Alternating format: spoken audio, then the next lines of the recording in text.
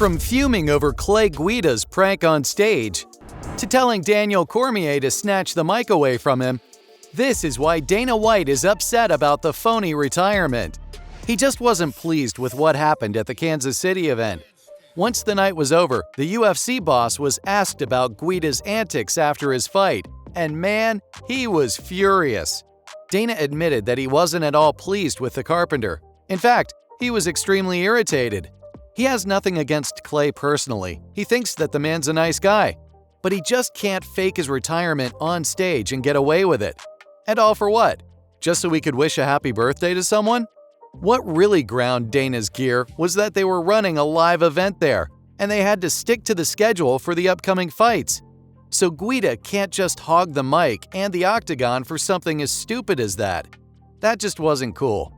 But Dana's probably getting all worked up over nothing. I mean, Clay may not be the flashiest fighter or the most accomplished one, but he's still one of the longest-serving athletes on the roster.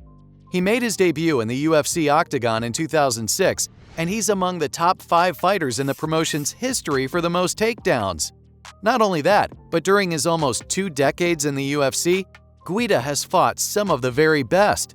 Guys like BJ Penn, Charles Oliveira, Brian Ortega, and Chad Mendes, to name just a few. So Dana making a big deal about one of his most seasoned fighters does seem a bit much. It was just a harmless little prank. The 41-year-old took off his gloves after his loss to Rafa Garcia. That automatically made everyone think he was done for good this time. But as Daniel Cormier approached him for the interview, he revealed that there ain't no way I'm walking away yet. He then congratulated Garcia on the fight and asked him to trade gloves with him. After that, Guida went on to send birthday messages to several people, including his mom, who was in the crowd to watch her son's 60th professional MMA fight. The Carpenter may refuse to retire for now, but a couple of veterans really did hang up their gloves for good. Zach Cummings and Ed Herman were both on the prelims for the night, and they both decided to call it quits after their fight.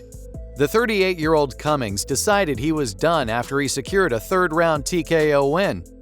It suited him well, too, because he got to do that in his hometown. Herman also followed suit, declaring that he too has had enough. The 42-year-old walked away with a 26-16 record, along with high-profile wins over the former light heavyweight champ Glover Teixeira and ex-middleweight contender Tim Boesch. It's always bittersweet to see a fighter hang up his gloves, even if they aren't as successful in their careers. Thank heavens Dana didn't find an issue with either of them. But frankly, people aren't talking about these two old-timers leaving the octagon forever. They're still hung up on Guida. I mean, that little stunt from him did receive a lot of cheers from the crowd. They absolutely loved how he wished Mama Guida happy birthday. People just had a laugh about what he did. Renowned journalists and media personnel took to social media and shared their thoughts on the whole thing. John Morgan called for the glove exchange to become a thing going forward. He thinks that fighters should be trading gloves or jerseys as a sign of sportsmanship and respect toward each other. Simon Head shared a similar opinion on this, and he was also stoked to find out that Guida wasn't done with the UFC yet. The Carpenter tricking everyone became somewhat of a meme in the MMA community, as MMA Roasted and the Octagon Obsessed had fun with the moment as well. Fans on social media weren't too pleased with Dana, though, and they weren't afraid to say something about it. They didn't understand White's reaction to the whole thing, because, let's face it, it wasn't that big of a deal anyway. A few fans were of the opinion that the UFC head honcho was getting so worked up about absolutely nothing. The Carpenter was only wishing his mom, and there's nothing wrong with that. Another guy said that these fighters barely make any money fighting on the undercards, and they get beaten up to a pulp doing what they do. So it isn't reasonable to even deny them a couple of minutes on the mic. A lot of fans shared this sentiment as they reminded Dana that Guida has spilled a lot of blood for the promotion, and him getting worked up about wishing his mom is nothing but a dick move. A couple of people decided to side with the UFC Supremo. They said that as much as they love and respect Clay, he still has to earn his time on the mic, just like the rest of the fighters. Some even saw Guida's antics as just funny. A fan joked that it would have been awesome if he faked retirement just so he could do one of his patented loud AF burps, and then just drop the mic after that. But most people just thrashed Dana for his comments, because if it were one of his superstars, he would have been fine with it. And that's pretty accurate, I think. Just imagine if it was Colby Covington or Conor McGregor. Dana would let them get away with literal murder and would probably even just laugh it off. This Dana White privilege is very real, and fans know it. Someone pointed out on social media that if one of the UFC's top earners did that, the boss would just give them the next title shot. Because when it comes to his favorite guys, Dana sees no wrong, and he'll just about make up any excuse to grant them whatever they ask for. I mean, Colby got a title shot after sitting on the sidelines for a long time, even though there are more deserving contenders at welterweight. The same might be the case for Conor in the near future. The Notorious has been out for almost 2 years, has probably taken huge doses of steroids during that time, and has lost 3 of his last 4 fights.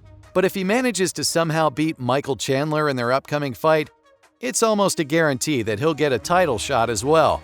Which reminds me, White had no problems when Conor faked retirement. Talk about Uncle Dana playing favorites.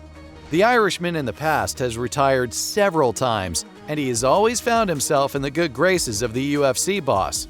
Back in 2016, following his first ever defeat at the hands of Nate Diaz, Conor decided to call it quits. He announced his retirement on Twitter, but a couple of months later, he was back in the octagon. This was just the beginning. Fast forward a couple of years and his embarrassing loss to Khabib Nurmagomedov, he did it again. Dana later revealed that Conor was asking for shares in the promotion, and he threatened to leave them after the board denied his request. But that was just a bluff, because he came back to fight Donald Cerrone, after which he once again tweeted that he's leaving the octagon forever. But as you guys know, that didn't happen either. He came back to fight his rival Dustin Poirier twice, and lost both times. The UFC boss never made statements like the one he made for Guida, even though Conor has probably given him more headaches than anyone else on the roster. There are some people he just likes, and some that he doesn't get along with too well. I mean, it does kind of make sense to favor guys that make you money, but Dana doesn't have to be so openly biased like that. Take Francis Ngannou as an example.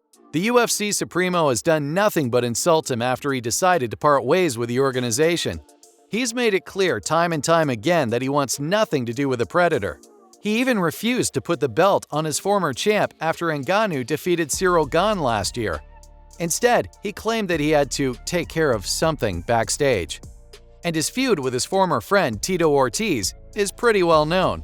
Dana has never hidden the fact that he hated the man, and all because Tito spoke up about the disparity in fighters' pay. That rivalry has died down over the years, but Dana still manages to find issues somewhere, and it seems that this thing with the Carpenter is just the latest in his long line of conflicts. So much so that he even asked DC to take the mic away from him. If you saw that Octagon interview with Clay, you might have noticed how Cormier cut him off. That wasn't a coincidence, and the fans weren't too pleased with that move either. They called DC all sorts of names for not letting Guida finish his statement. Their anger was pretty understandable, but unfortunately, the former double champ was on the receiving end of all that hatred. They labeled Cormier as a tool shed and called him rude for pulling the mic away from Clay.